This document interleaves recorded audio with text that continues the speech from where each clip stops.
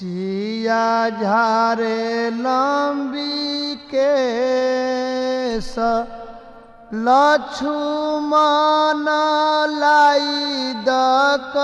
कहिया। सिया झारे लंबी केस लक्ष्मण लाई दक कहिया।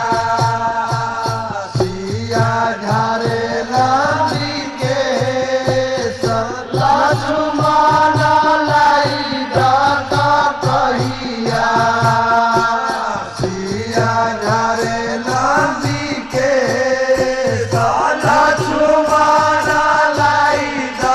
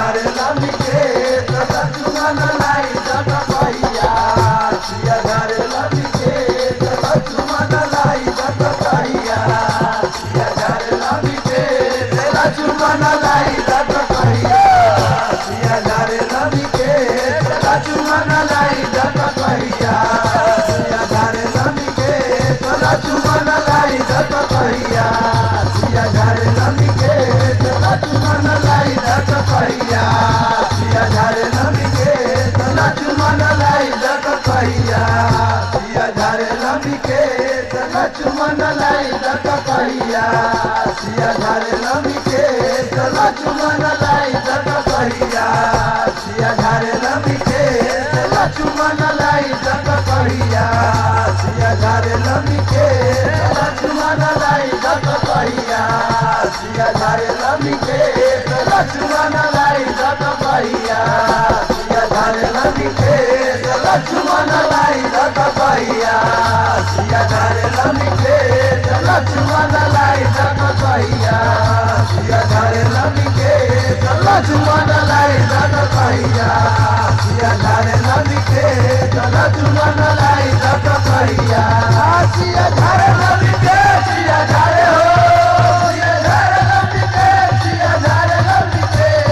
लक्ष्मण लाई जग कहिया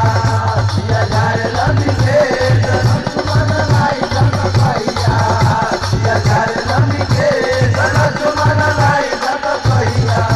सिया झारे लमी के लक्ष्मण लाई जग कहिया सिया झारे लमी के लक्ष्मण लाई जग कहिया सिया झारे लमी के लक्ष्मण लाई जग कहिया सिया झारे लमी के लक्ष्मण लाई जग कहिया सिया झारे लमी के लक्ष्मण लाई जग कहिया सिया झारे लमी के